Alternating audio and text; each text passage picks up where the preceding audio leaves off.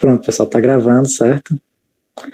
Então fica o seguinte, pessoal, a nossa aula vai ser, quer dizer, a nossa cadeira vai ser bem parecida com a de Física 1, né? De Física 1 eu tive alguns problemas realmente com atraso. Essa cadeira que eu também, a primeira semana, eu também não consegui começar pontualmente, mas daqui para frente vai funcionar tudo normal, certo?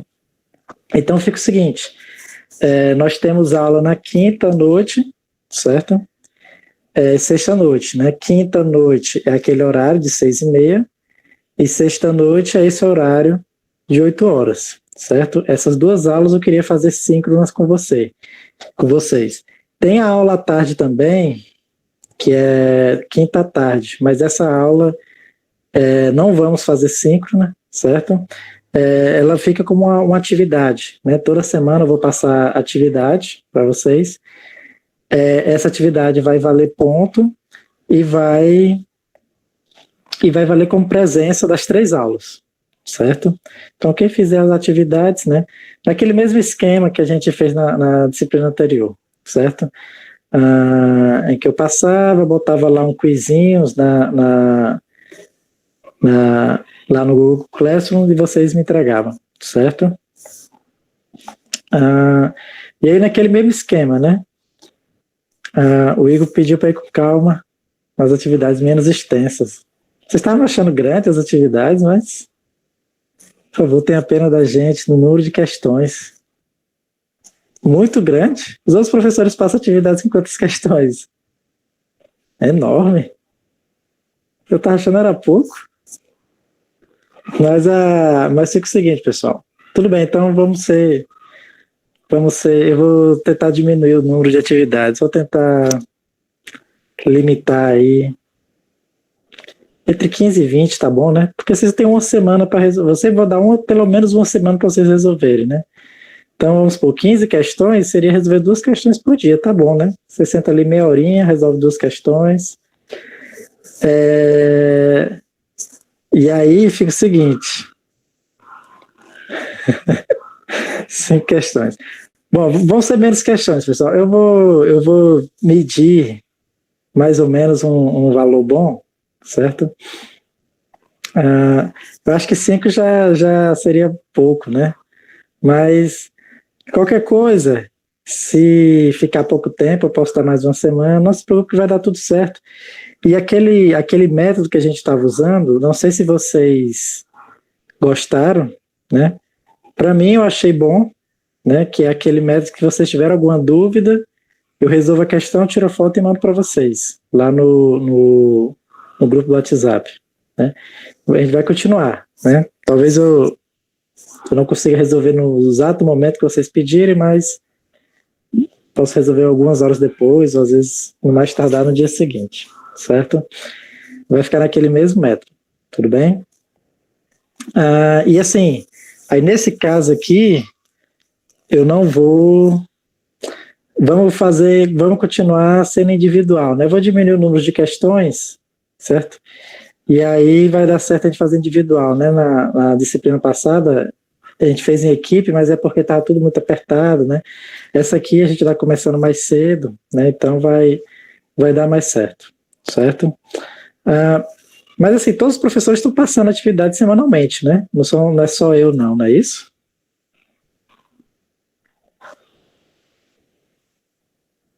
Alguém pode responder aí? Só alguns professores, né? Mas mas vai dar certo.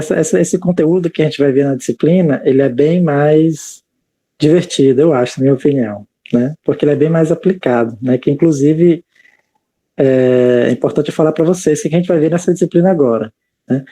Então a gente vai estudar, a gente vai passar para o livro 2, certo? O livro de Resnick, né? Vou continuar adotando o Resnick, aquele lá que eu passei para vocês, né? Depois eu posso passar para vocês no WhatsApp um material para vocês estudarem. Aliás, posso não, eu com certeza vou passar para vocês no WhatsApp um material para vocês estudarem, né? Tanto os slides, aqueles slides que eu falei para vocês, quanto um material para vocês estudarem, certo? E aí, o que a gente vai ver no livro 2? A gente vai ver a parte de fluidos, né? Fluidostática, fluidodinâmica. Vocês devem até ter visto já uma parte no ensino médio, né? Aquela história de empuxo, lei de Pascal, aquelas diferentes de pressão e tal, né? Vamos ver um pouquinho disso. Depois a gente vai passar para fluidodinâmica. Fluidodinâmica, com certeza, não se vê muito no ensino médio, né? É muito difícil a pessoa se ver no ensino médio, que aí vamos ver algumas leis com relação ao movimento de fluidos, certo? Isso é rápido, né? Acredito que próxima semana a gente já está terminando esse conteúdo, né?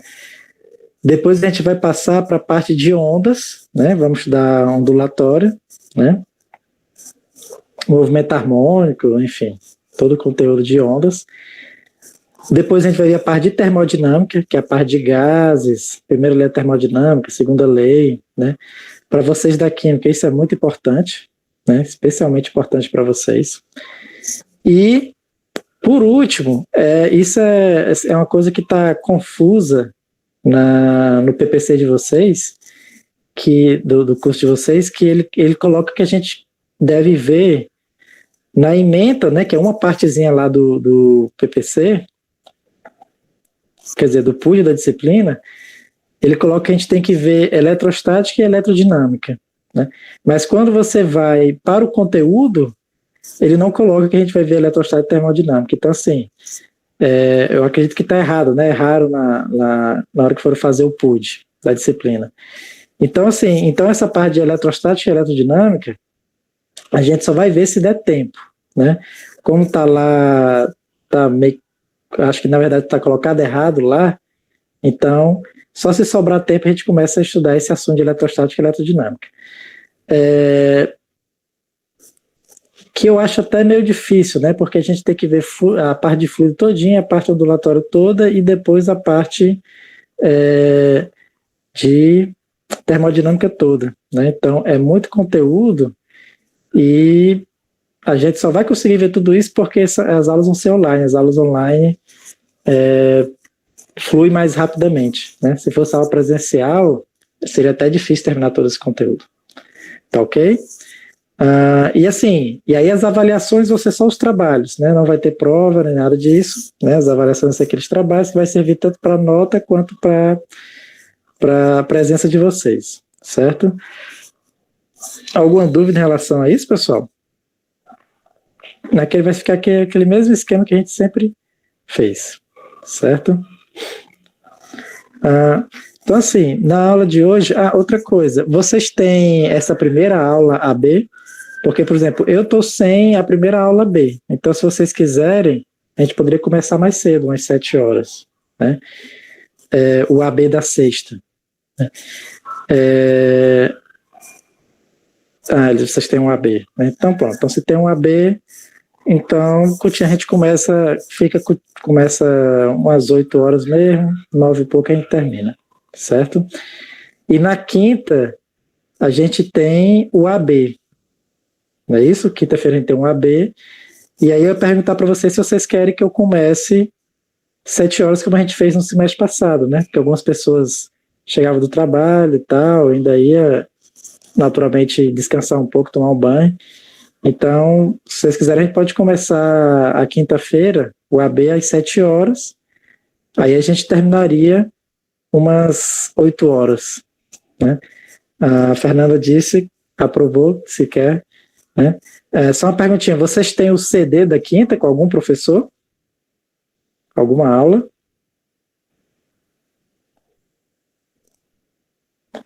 Tem. E o professor normalmente começa aqui, umas 8 horas, é isso? Só para eu saber, para não entrar em choque com ele. Ele começa às 8h10 em ponto, né? Então pronto, então a gente vai das 7 às 8, 1 hora de aula, tá bom demais. Qualquer coisa, se for preciso, a gente estica um pouco na sexta, né? A gente vai até 10 horas tendo aula de física na sexta-feira à noite, né? Tudo que todo mundo queria. Tô brincando. Até 10 horas a gente não vai não, pessoal, mas até umas 9h30 se for preciso. Mas vamos lá. Então, assim, vamos começar o conteúdo da aula de hoje, certo? Hoje a gente vai ver a parte de fluidostática, né? Você já deve até ter visto vocês devem lembrar do ensino médio, quando eu for dando a aula, lembrar do ensino médio. E aí, é aquele esquema, eu vou tentar usar aquela lousa improvisada que eu fiz aqui, certo? Se por acaso, e aí eu vou precisar do feedback de vocês constantemente, certo? Se a internet ficar ruim, se vocês não estiver conseguindo ver, não estiver conseguindo escutar, ou até mesmo, não sei se vocês estão escutando, mas, por exemplo, tem umas crianças gritando aqui, se vocês quiserem eu posso fechar as janelas e aí o áudio ficar melhor, né? Então, vocês podem ficar me dando feedback, que aí a gente vai tentando fazer a aula direitinho, tá ok? Vamos lá, deixa eu só tentar ajeitar aqui a lousa.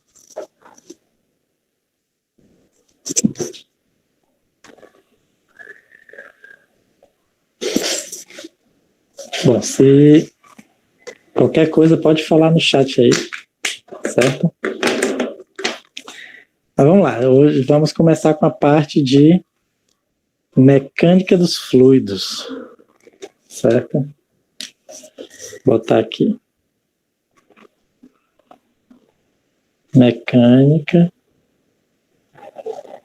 dos fluidos, né? Não sei se vocês lembram o que é mecânica, né? Basicamente, é você estudar o movimento das coisas. Então, no caso aqui, a gente vai estudar o movimento dos fluidos, certo? E aí, a mecânica dos fluidos, a gente divide em duas partes, né? A parte de estática, quando o fluido está parado, e a parte dinâmica, quando o fluido entra em movimento, certo? Normalmente, a gente começa com a estática, né? Que é o que a gente vai ver na aula de hoje, estática de fluidos. Mas antes disso, vamos só ver alguns conceitos que vocês devem conhecer, né? Primeiro, lembrar o que é a densidade do fluido, né? A densidade do fluido, pessoal, vocês devem lembrar, né? Que normalmente a gente apresenta pela letra grega ρ, certo? Ele é simplesmente a massa do fluido dividido pelo volume dele, certo? Na verdade, essa equação de densidade é onde tem aquela famosa história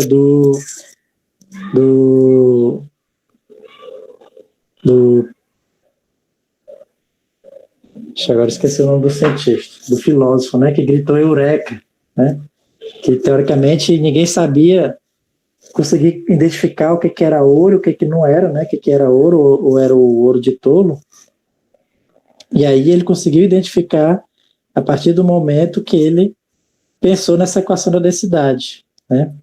Porque, lembrando, a densidade de um material, ela é constante para aquele material, né? Cada material tem a sua densidade, né? Por exemplo, vocês devem saber, não sei se vocês sabem ou não, mas, por exemplo, 1 litro de água, certo? Ele necessariamente vai ter 1 quilo, né? 1 litro de água tem exatamente 1 quilo, né? Na verdade, essa foi a definição inicial de litro, né?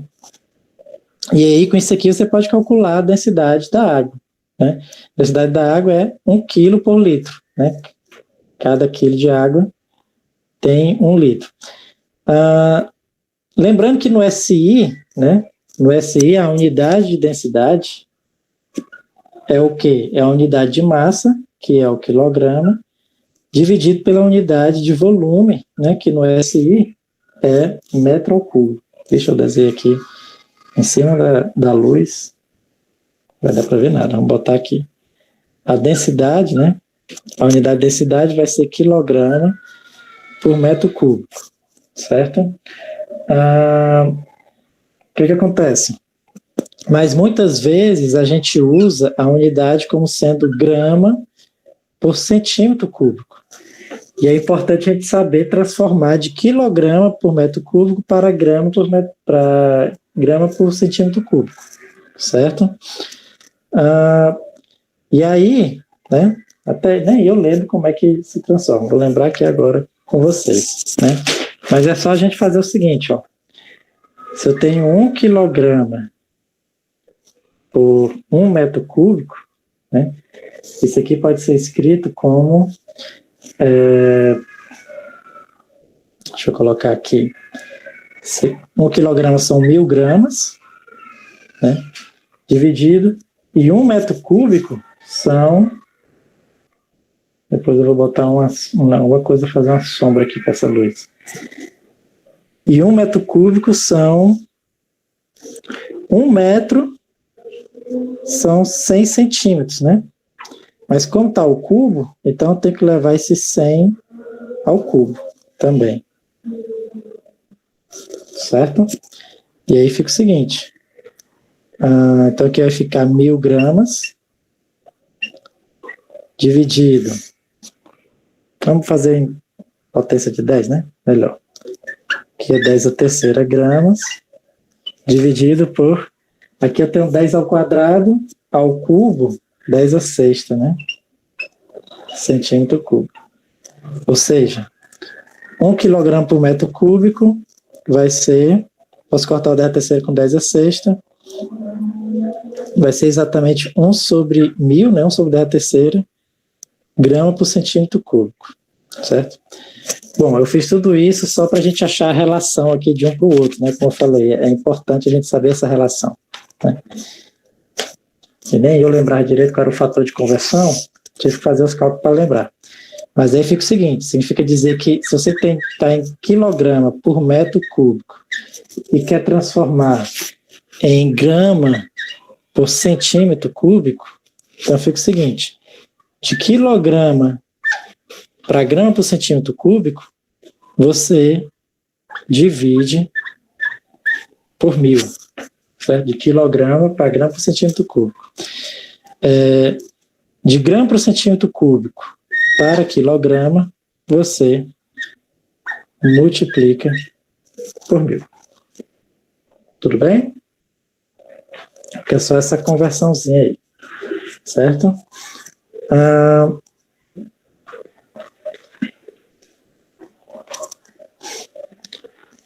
Deixa eu só apagar aqui.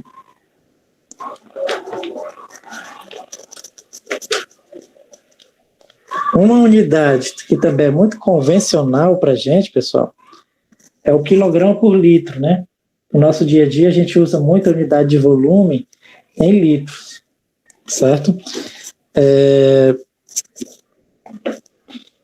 E aí, se você quiser, é até interessante no nosso dia a dia a gente saber converter de quilogramas por litro, que são as unidades mais usadas, né?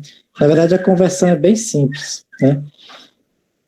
Quilogramas por litro, né? Então, para você converter, por exemplo, de quilogramas por litro para grama por centímetro cúbico, na verdade, você não precisa fazer nada, né? A mesma unidade em quilograma por litro, ela é em grama por centímetro cúbico, certo? Ela é igual, né? O valor numérico é igual. Tudo bem? Dá para a gente demonstrar, né? É só a gente usar que 1 litro é 1 decímetro cúbico. Certo? Então, para você transformar para centímetro cúbico, vão ser 1.000 centímetros cúbicos, só que aqui são 1.000 gramas, então corta 1.000 com 1.000. Então, ou seja, eu falei para vocês que a densidade da água era de 1 quilograma por litro, né? Por litro. Essa na verdade, é quase a definição de litro. Então, significa dizer que, em termos de grama por centímetro cúbico, também vai ser 1 grama por centímetro cúbico. E se eu quiser converter para quilograma por metro cúbico, vão ser 1.000 quilogramas por metro cúbico, né? Certo? Ou seja, de gramas, centímetro cúbico para metro cúbico, né, eu tive que multiplicar por 1.000. Certo? O que essa densidade significa dizer? Significa dizer o seguinte, que a cada metro cúbico de água, você vai ter 1 tonelada, certo? 1 tonelada de peso, né? Então, por exemplo, às vezes tem umas caixas d'água que uma caixa d'água de 1.000 litros, uma caixa d'água de 1.000 litros, ela vai ter que aguentar exatamente 1 tonelada de água, certo? E por aí vai, certo? Lembrando, eu falei para vocês que cada material tem a sua densidade, né? Deixa eu ver aqui alguns exemplos aqui que ele dá no livro. E claro, normalmente a gente tem uma ideia, né? A gente tem uma ideia da densidade das coisas, né? Lembrando que a densidade da água é 1 grama por centímetro cúbico ou 1.000 quilogramas por metro cúbico. Vamos ver de alguns objetos aqui, só para a gente ter uma ideia. Do ferro, né? A densidade do ferro, por exemplo, é 7.800 quilograma por metro cúbico, certo? Ou seja, é 7,8 vezes maior do que a densidade da água, né? Se fosse grama por centímetro cúbico, seria 7,8 gramas por centímetro cúbico, certo? Em geral, os metais são mais pesados, têm uma maior densidade que a água, né? Por exemplo, se a gente for para o ouro, a densidade do ouro, ele é até mais alto que a do ferro, né? 19,3, aliás, 19.300 quilograma por metro cúbico, certo? O ouro, ele é até mais pesado, é mais denso que o ferro, certo? Mais algumas curiosidades aqui, né? Como vocês... se a gente for, por exemplo, para a densidade da água do mar, certo? Da água do mar, todo mundo sabe que a água do mar ela é mais salgada, né? Ela tem vários sais dissolvidos nela. Por isso ela fica um pouco mais densa, né? É aproximadamente 1.030 kg por metro cúbico, certo? É um pouco mais densa que a água normal, né? E outro material curioso também é a densidade do gelo, né? A densidade do gelo, ele é menor do que a da água. A densidade do gelo é cerca de 920 quilogramas por metro cúbico, né? A gente vai ver que o fato da densidade do gelo ser menor do que a da água faz com que o gelo boie, certo? E isso também possibilita que alguns lagos congelados possam ter vida ainda, né, dentro dos lagos, né? Tem, por exemplo, tem muitos, não sei se vocês assistem aí algum seriado, algum documentário sobre isso, mas tem muitos esquimós que pescam, né? Eles cortam o gelo naqueles lagos congelados e pescam peixe lá dentro, né? Então, como é que esse peixe sobrevive nesse lago congelado, né? Um dos motivos é porque o gelo ele vai boiar ali no lago. Tem alguns outros motivos também, que a gente vai ver melhor quando estiver estudando termodinâmica. Mas um dos motivos é esse, que o gelo boia. Certo? Então, todo material tem uma certa densidade. Tudo bem? Se tiver um objeto feito daquele material maciço, né, naturalmente vai ter aquela mesma densidade. Só uma coisa que eu quero deixar claro para vocês aqui é que existe também o que a gente chama da densidade média, né? Se o objeto for oco, tiver algum buraco dentro, né, então a gente calcula a densidade média dele, né? Então, por exemplo, um navio, tem muito navio que é feito de, vou desenhar aqui o navio, de ferro, né? De aço, certo? E aí você pode perguntar, mas o ferro não é mais denso que a água, ele não era para afundar, né? De fato, o ferro é mais denso que a água, e se o navio fosse feito maciçamente de ferro, se não tivesse nenhum buraco dentro dele, ele certamente iria afundar, não tenha dúvida disso. Mas o que acontece? Mas como o navio ele tem espaços dentro dele, né? São as várias câmaras que as pessoas usam, né, do navio, seja para o motor, para armazenar alguma coisa, como o quarto, enfim. Os vários espaços de ar aqui dentro do navio, acaba que você diminui a densidade daquele navio, né? Por quê? Porque a densidade média vai ser a massa total dele dividido pelo volume. Só que o volume ele vai aumentar bastante devido a esses espaços vazios entre aspas, né? Que não são preenchidos com ferro, né?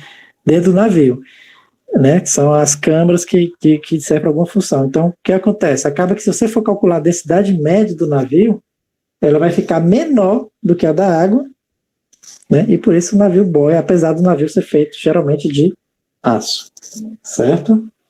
Tudo bem? Então, se tiver buracos ou coisa dentro do material, você calcula a densidade média, calcula pela mesma forma, né? Massa pelo volume, mas você tem que entender que não vai dar a densidade daquele material. Por quê? Porque tem espaços vazios dentro dele. Certo? Tudo bem? Qualquer dúvida, pessoal, vocês podem perguntar aí no chat, certo? Eu fico de olho aqui direto no chat.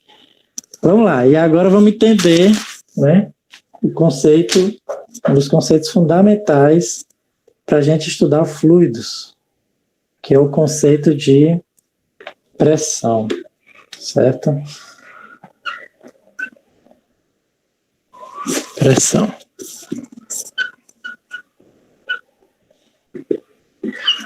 Então fica o seguinte, né? Bom, fluidos, certo?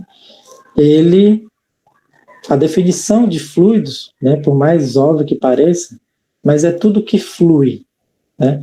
Então, a gente costuma classificar fluidos, na verdade, dois estados da matéria como fluido, né? Tanto líquidos, quanto os gases, certo? Ou vapores, a gente classifica como fluidos, certo? Por quê? Porque eles podem fluir, né? E aí o que acontece? Para a gente calcular a força que esses fluidos, né, exercem sobre qualquer outro corpo, né, a gente precisa introduzir o conceito de pressão, certo? Por quê? Porque esse fluido ele sempre vai agir numa determinada área, né? Então, por exemplo, a gente diz o seguinte, vamos supor que você tem aqui uma vasilha cheia de água, certo? Vasilha cheia de água, né? Então, a gente diz o seguinte, que esse fluido, né, essa água, ela está, por exemplo, exercendo uma pressão sobre a superfície anterior, certo? Ela está exercendo uma força, né? Cada pedacinho do fluido exerce uma força aqui no fundo, certo?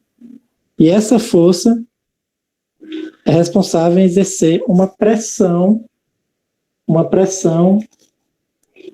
nessa superfície, certo? Por definição, a pressão vai ser o quê? Vai ser a força que o fluido exerce numa superfície dividido pela área. Tudo bem? Uma definição mais... Deixa eu apagar daqui, porque esse trecho aqui não dá para ver. A pressão vai ser a força que o fluido exerce dividido pela área. Tá ok? Agora deu uma piorada, né? Deu uma melhorada aí. Certo? A gente precisa desse conceito de pressão para a gente conseguir estudar as forças no fluido. Por quê? Porque como a gente vai ver, a força no fluido pode variar de ponto a ponto, né? Só adiantando aqui um pouquinho, o que vai acontecer? O que vai acontecer, por exemplo, é que quanto mais fundo o fluido tiver, maior a força que ele vai exercer. Por exemplo, se eu olhar aqui para essa parede lateral, a força que esse fluido está empurrando a parede lá embaixo é maior do que quando ela está empurrando aqui em cima. Certo? A força aqui em cima, se eu consigo desenhar aqui, a força aqui embaixo ela vai ser maior do que a força aqui em cima. Então, por causa disso, a gente precisa usar esse conceito de pressão, né, para conseguir estudar força no fluxo. Enfim, vocês já devem saber, né, já deve ter ouvido falar do conceito de pressão. Tudo bem? Mas vamos lá. Ó. Então fica o seguinte.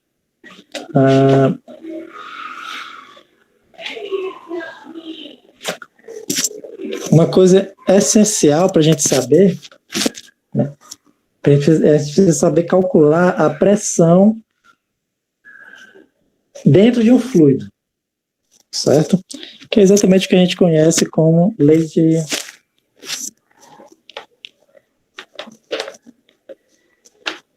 de Pascal, né? A pressão dentro de um fluido. Vou botar aqui. Pressão em um fluido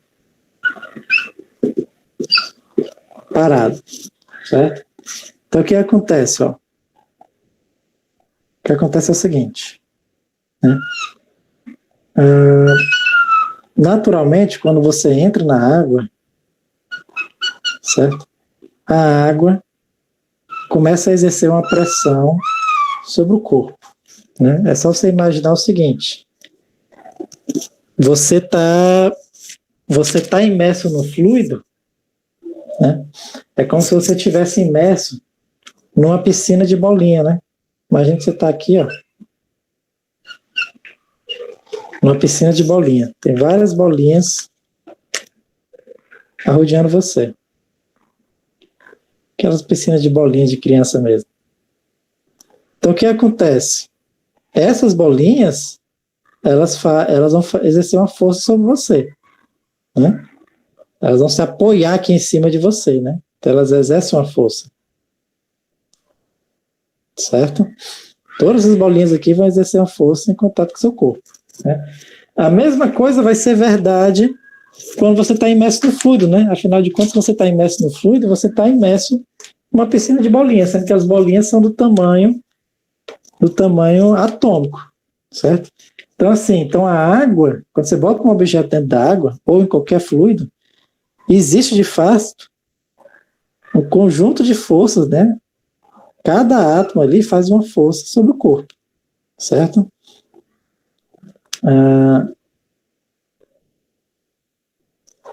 Tá ok? Então, a água ela vai exercer uma força em todas as direções desse corpo. Tudo bem? E aí, a gente está interessado em calcular quanto é a pressão. Para a gente calcular quanto é a pressão, vamos calcular exatamente quanto é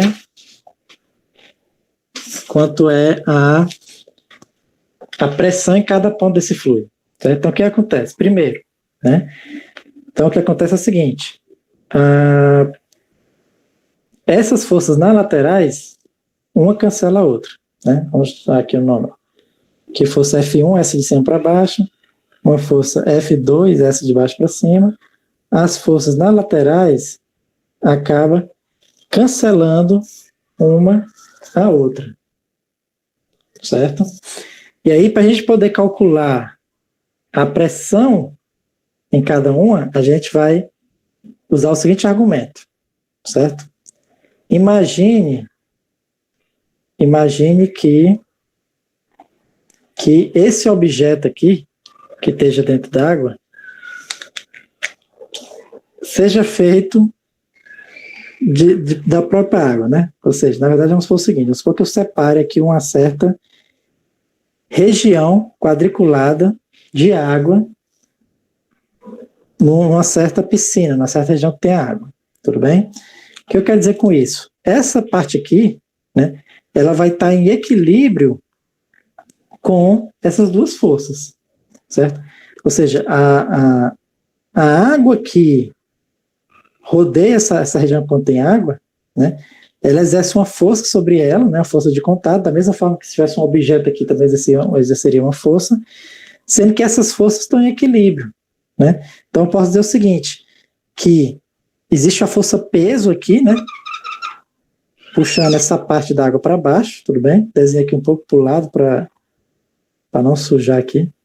Então, existe a força peso dessa parcela de água, certo? E essa força peso, ela está sendo anulada por essas duas forças. Né? Não sei se você se conseguiu, se deu para entender aí, mas se tiver alguma dúvida, pode perguntar, certo? Mas o que eu quero dizer? Eu quero dizer o seguinte, que a força com que essa parte da água está fazendo para cima, essa força F2, vai ser igual à força peso dessa porção aqui,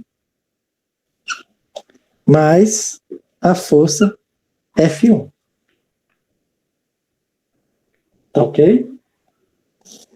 Então, o que acontece? Essa força F1 aqui, eu posso escrever da seguinte forma. Eu posso pensar que essa força F1 é a força devido a essa porção de água que está acima disso aqui. Certo? Essa força F1 é a força devido a essa porção de água que está acima disso aqui.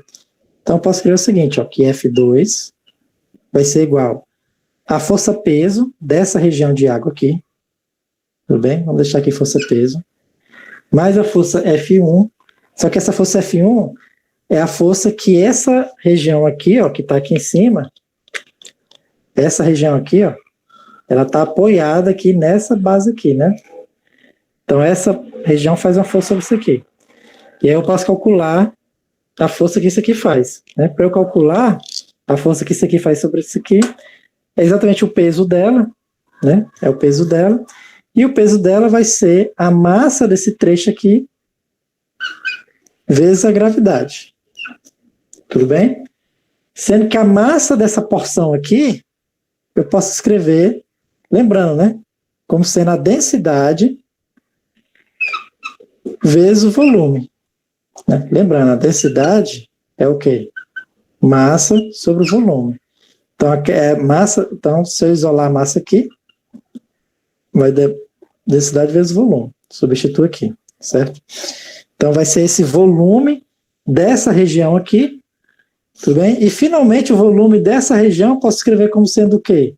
Como sendo a área, né? E aqui é importante a gente lembrar, né?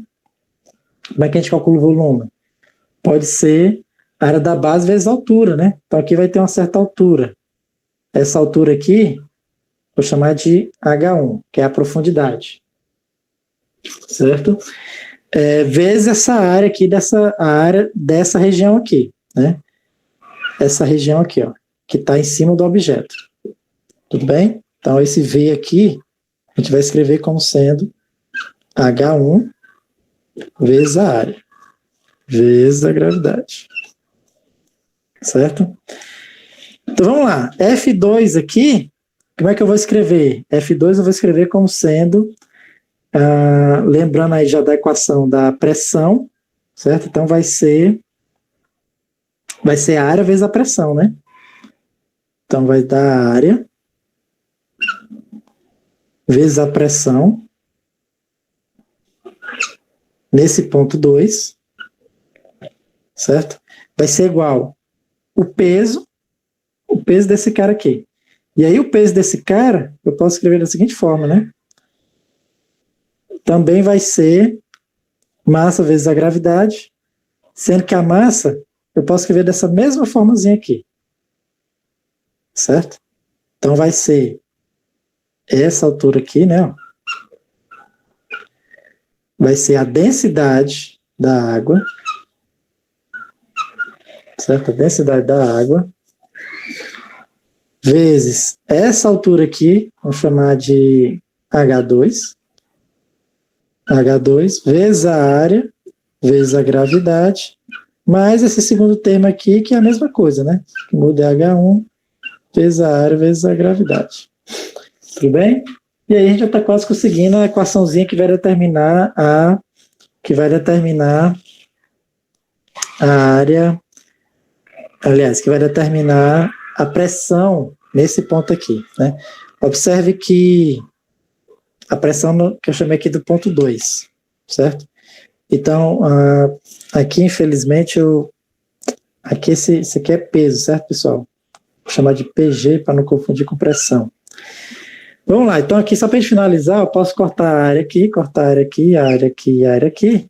E a gente vai achar que a pressão dentro do fluido, certo? E aí essa fórmula a gente vai usar sempre, vai ser simplesmente, aqui observe que a densidade é comum nos dois termos, a gravidade é comum nos dois termos, e aqui vai ficar o H2 mais H1, né? H1 é essa profundidade, H2 é essa profundidade, então eu vou chamar de H total aqui, certo? A profundidade total, certo? Isso aqui eu vou chamar de H. Tudo bem? Então chegamos aqui na formulazinha, que vai ser ρGH. Você deve lembrar dessa formulazinha lá do ensino médio, né?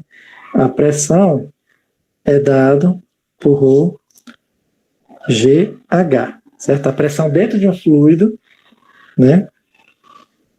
Vai ser a densidade daquele fluido vezes a gravidade vezes a profundidade. Tudo bem? Aqui eu só esqueci de um detalhezinho, é que isso aqui é a pressão devida ao fluido, certo? Mas pode ser que externa aqui já haja ainda outra pressão, que é o que acontece de fato, né? Externa ao fluido sempre está agindo a pressão atmosférica, a gente chama de P0, né? Então eu preciso acrescentar essa pressão externa ao fluido que está sendo exercida aqui na superfície do fluido. Então essa aqui é a equação para se calcular a pressão dentro do fluido, certo? Pressão vai ser ρGH mais a pressão P0, que é a pressão atmosférica, que está agindo na parte de fora do fluido. Tudo bem? O que acontece? Lembrando, né, a gente está imerso na pressão atmosférica, certo? Nesse exato momento a gente está imerso no fluido, né, que é a atmosfera, né, e ela naturalmente exerce uma pressão sobre a gente, né?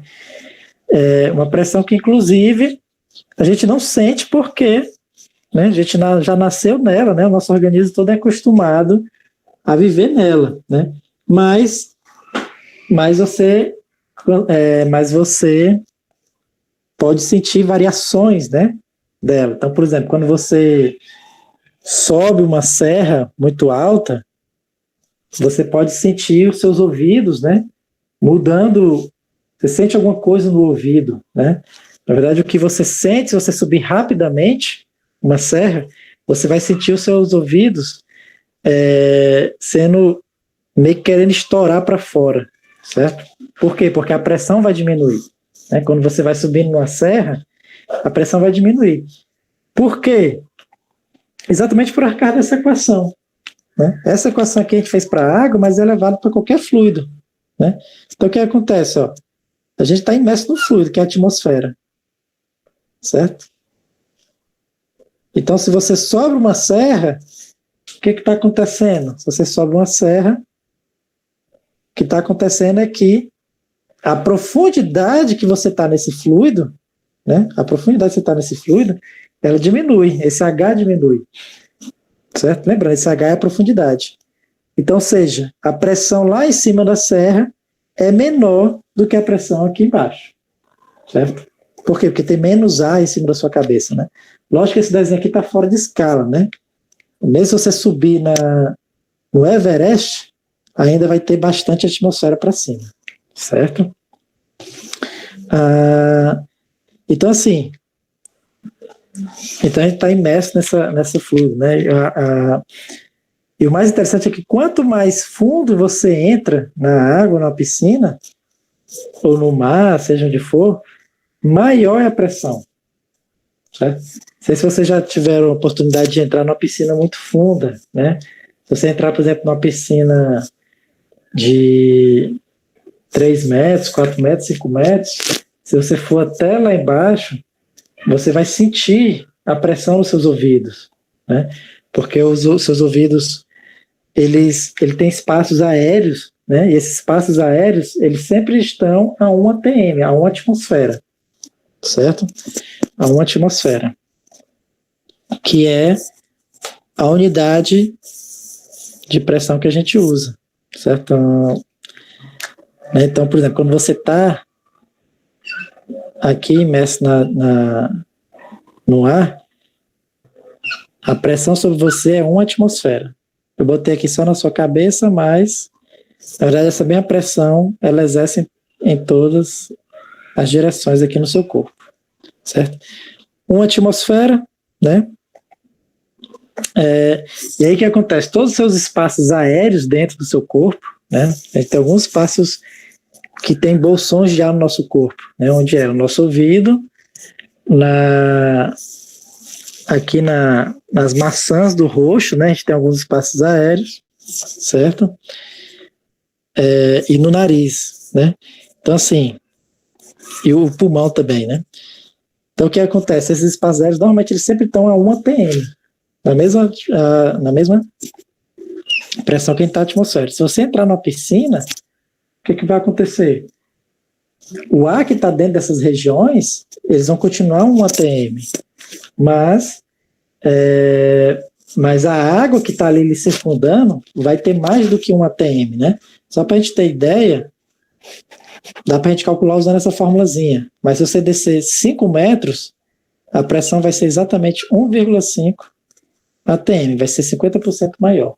Se você entrar 5 metros, na profundidade de 5 metros. Então, o que vai acontecer? Você vai sentir a pressão aqui de fora vai ser maior do que a pressão do seu ouvido, né? O seu ouvido, o tímpano, ele é só uma membranazinha, né? Então, aqui o que acontece? Ó? Aqui tem uma pressão de 1 atm, que é a pressão que você tinha quando estava fora da água. Você mergulhou e passa a agir uma pressão de 1,5 atm. Certo? Então, o que vai acontecer é que seu tímpano vai começar a sofrer uma força, certo? Essa força é exatamente, a gente pode calcular para aquela equação lá da pressão, né? Vai ser a pressão vezes a área dele, né? No caso aqui vai ser a diferença de pressão, né? 0,5 atm vezes a área dele. E aí você vai ver que vai começar a sentir o seu tímpano pressionado, né? E isso pode chegar a ser dolorido, né? Pode inclusive chegar a romper ele, né? Não sei se vocês já ouviram falar disso, mas sempre quando você vai mergulhar, tem um processo que a gente chama de equalizar. O que é equalizar?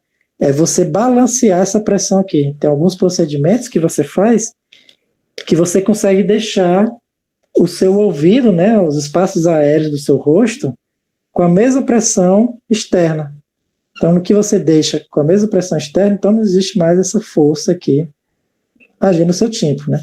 Então, quando você faz isso, quando você equaliza esses espaços aéreos, você não sente mais essa força. Se você não equalizar corretamente, você pode até sofrer alguns danos, né? O seu tímpano pode se romper, certo? Tem um amigo meu que ele é mergulhador, ele costumava lavar os cascos do navio, e ele disse que às vezes acontecia dele mergulhar e quando ele não conseguia equalizar, saía sangue do nariz dele, né? Por quê? Porque devido à pressão, né, acabava rompendo alguns vasos no nariz dele, né? Certo? Tudo bem, pessoal? Qualquer dúvida pode perguntar aí, né? Então fica o seguinte,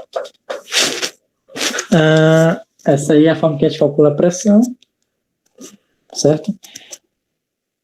Uma coisa que eu não falei para vocês, eu vou falar agora, esqueci de falar para vocês, né? Que a unidade de pressão, né? A pressão é força sobre a área, certo? No SI, a unidade de pressão, que é Newton por metro quadrado, né? Isso aqui a gente dá um nome de Pascal, certo? É uma homenagem ao Pascal, né? Isso aqui dá o nome de PA. Certo? É a unidade de pressão no SI, né? Mas uma unidade de pressão também que a gente usa muito no SI é o atmosfera, certo? Deixa eu ver aqui.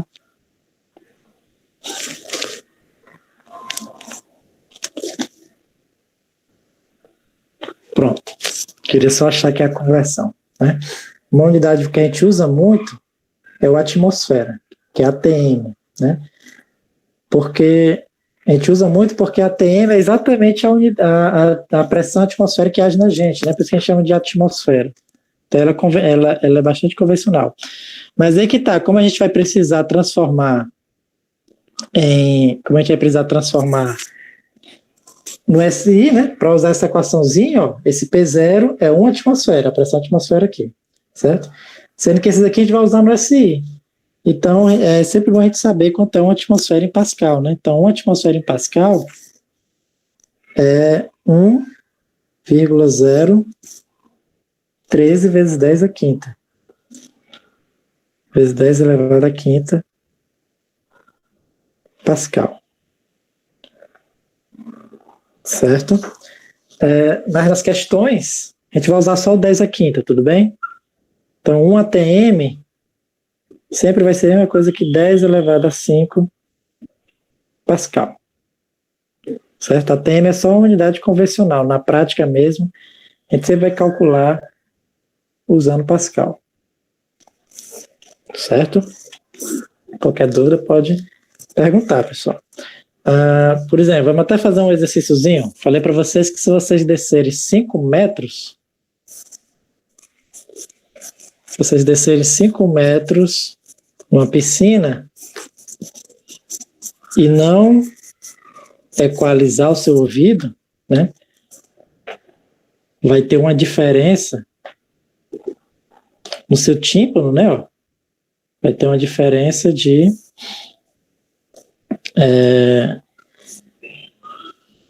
5 atmosferas, né?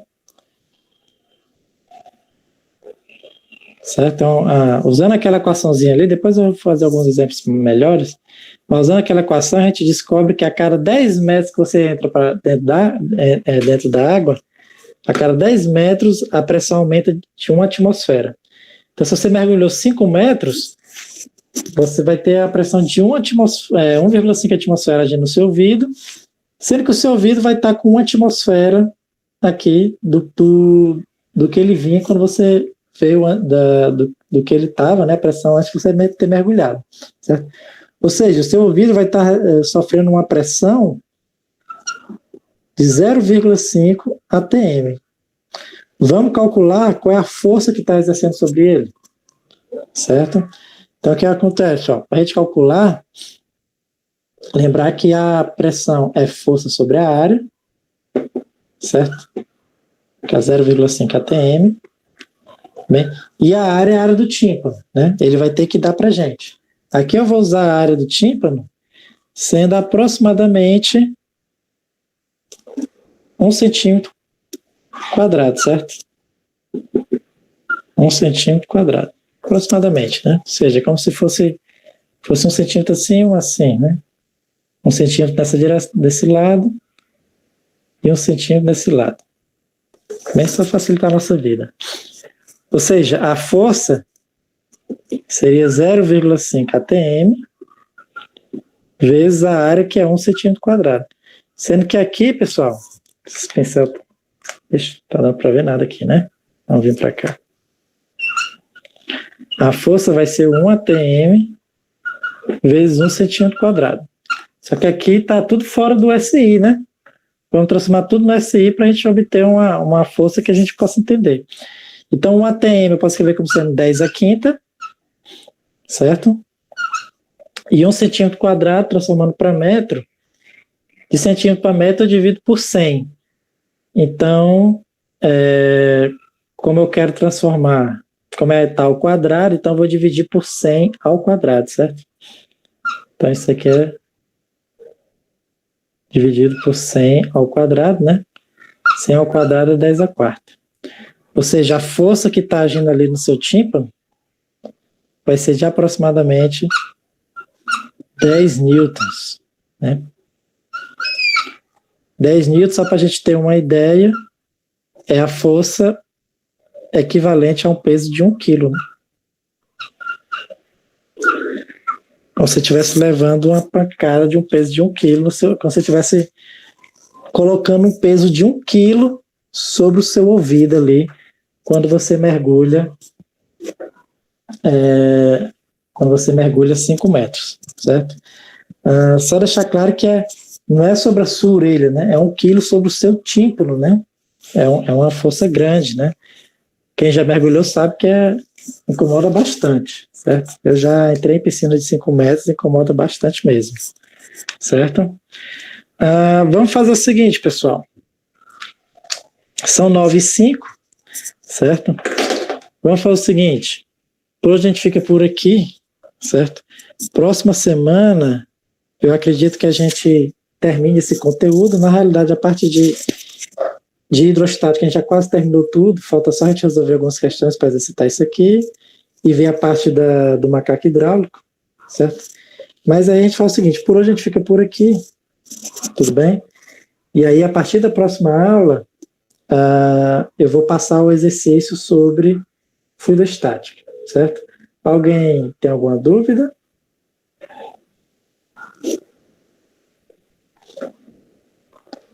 Nenhuma dúvida?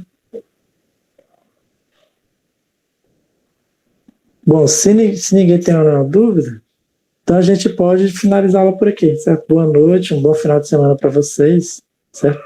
E aí a gente se vê de novo quinta-feira, certo? Qualquer dúvida pode perguntar lá no WhatsApp. Tudo bem? Então, tchau, boa noite, Lázaro, boa noite, Fernanda, boa noite, Igor, Carla. A gente se vê quinta-feira, certo? Vai dar tudo certo, a cadeira física vai ser tranquila.